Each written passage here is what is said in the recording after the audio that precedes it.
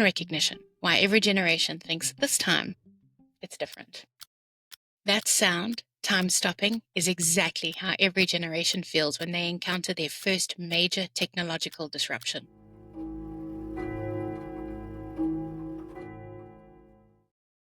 Like everything is changing too fast, too suddenly. Like the world they knew is disappearing overnight. Welcome back to the Bell Rebellion. I'm Esme, and today we're talking about why your parents, your colleagues, maybe even you, are convinced that AI is different from every other technological change in history. Spoiler alert, it's not. And I can prove it using 600 years of historical data. Recently, I was interviewed on Radio 702 talking about AI in education, and I heard the same script I've been hearing for all these months. It's changing too quickly. Kids won't learn to think. We're losing essential human skills. This time is different. But here's what I've learned through forecasting. This time isn't different. We're watching a rerun of internet adoption cycle, and the generational panic follows such predictable patterns that we can actually forecast what happens next. Let me take you back to the 1990s.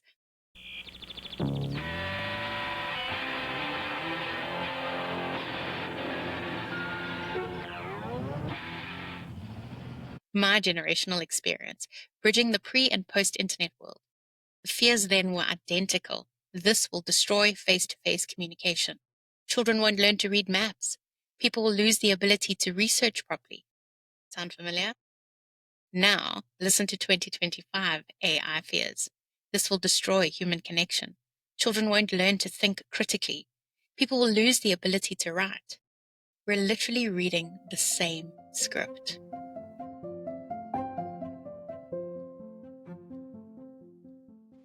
When I taught coding to first, second, and third graders, I didn't teach them how to use just the computer. I taught them that coding was a language, pattern recognition, using sounds, letters, and logical sequences. Why? Because the core skill isn't the tool, it's the thinking framework. Think about reading and writing. For centuries, literacy was deliberately kept from the masses as a tool of control. Only the wealthy could read and write. That's how they maintained power, by being the gatekeepers of information. Now we have this panic about AI potentially making traditional reading and writing obsolete. But it's almost like the power dynamic is flipping again. The people who have traditionally controlled information, your educators, institutions, gatekeepers, are afraid of losing that control because everyone now has access to the tools that can help them process and create information. And it's like the elite saying, wait, if everyone can generate text and access information easily, how do we maintain our position as the learned class? Someone has stolen 3 of my toys! Let me show you the pattern across 3 major disruptions. The printing press. In the 1400s, medieval scribes panicked that printing books will destroy the art of beautiful handwriting, and mass production will flood society with misinformation. Sound familiar? The Industrial Revolution, 1760 to 1840. The Luddites, skilled craftsmen whose expertise became obsolete, literally destroyed textile machinery while complaining that machines will destroy all employment. And the pace of change is destroying the social fabric. The Internet Revolution, the 1990s. This will destroy face-to-face communication, and people will lose the ability to research properly. Each generation experiences their first major technological disruption as if it's the first one ever. This creates what researchers call temporal myopia, the inability to see that different change fits historical patterns. Now, here's where it gets really important for parents and educators listening.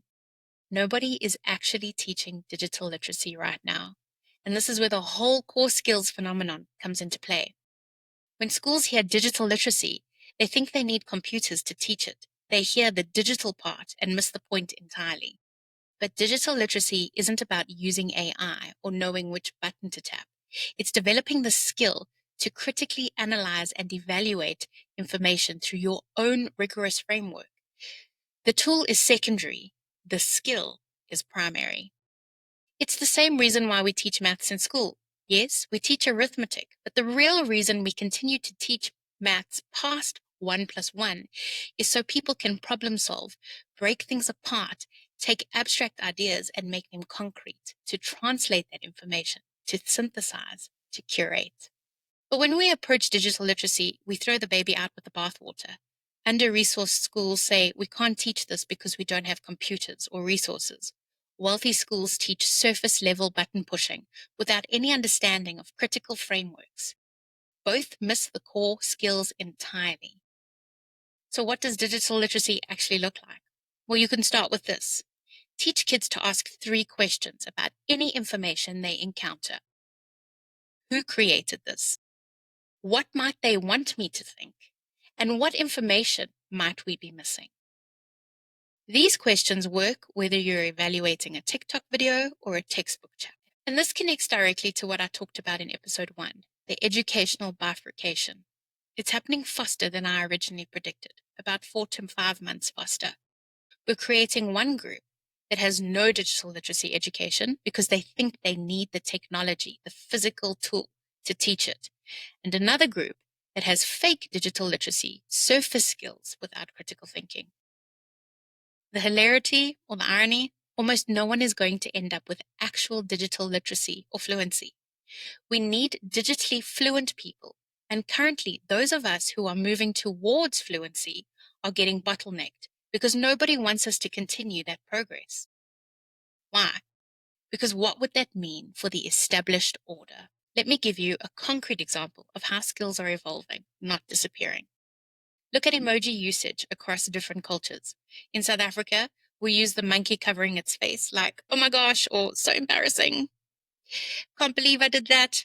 But in other countries, they almost interpret it as the whole speak no evil, hear no, see no evil. That shows incredibly nuanced communication happening over simple symbols. People are navigating multiple layers of meaning across different cultural contexts, platforms, and communities. Kids today aren't losing communication skills because they're not reading Shakespeare. They're developing sophisticated analytical skills through complex video game narratives, viral TikTok series, and multi-platform storytelling. The medium has changed. The cognitive complexity hasn't. So how do you become a pattern recognizer instead of a panic participant? Here's your framework. The 80-year rule. Major technological disruptions follow roughly 80-year cycles. The printing press, 1440s, Industrial Revolution, 1760s, Internet, 1990s, AI, 2020. The 3-phase adoption. Every major technology follows the same adoption pattern. Phase 1, resistance and panic, 2024 to 2026. This time is different. Narratives proliferate. Phase 2, the grudging adoption, 2026 to 2028. Practical benefits become undeniable. Economic pressure forces adaptation. Phase 3, the invisible integration, 2028 to 2030. The technology becomes background infrastructure. Original resistors can't imagine life without it. The skills evolution pattern, skills transform. They don't disappear, but we consistently panic about the wrong losses while missing the actual one.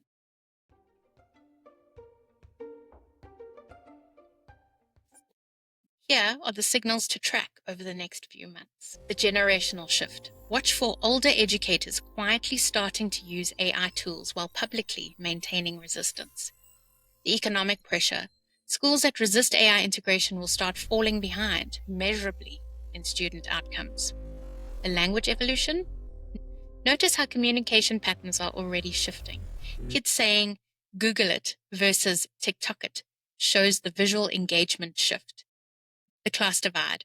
Wealthy schools positioning traditional literacy as premium while pushing AI tools onto everyone else. Remember, the people who become digitally fluent, who learn to use AI as a thinking partner, not just as a tool, they're the ones who will bypass the traditional gatekeepers entirely. So here's my forecast. Based on 600 years of technological adoption patterns, here's what I'm predicting. By 2026, the generation currently panicking about AI will be using AI tools unconsciously.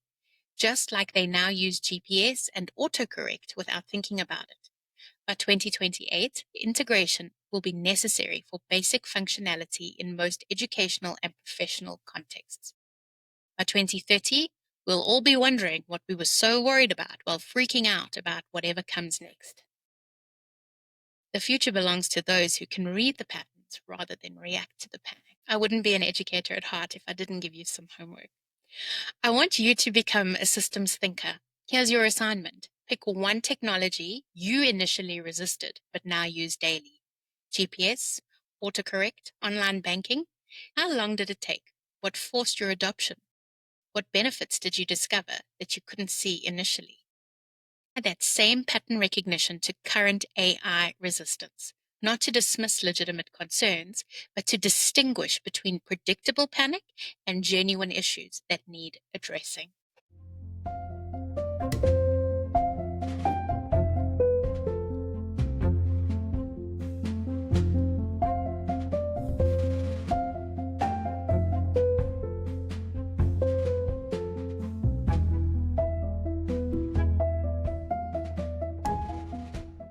Because the real questions we should be asking aren't, is this happening too fast? But rather, how do we preserve essential human cognitive development while leveraging AI capabilities? How do we ensure equitable access? How do we design systems that measure thinking skills rather than memorization? The Bell Rebellion isn't about rejecting technology, embracing it blindly, or burning down the education system. I'm not an anarchist. I am someone who believes so deeply in education's potential that I refuse to accept systems that fail the people they're meant to serve. This is about developing the pattern recognition skills to navigate change strategically instead of reactively. Next time, we're diving deeper into what digital fluency actually looks like and why it's being suppressed, because the people who control the current system have every reason to keep you digitally illiterate. But that's a conversation for another day. This has been the Bell Rebellion. I'm Esme. Thank you for learning to see the patterns with me. Until next time, keep questioning, keep recognizing patterns, and remember, every generation thinks their disruption is different, but the wise ones learn from history instead of repeating it.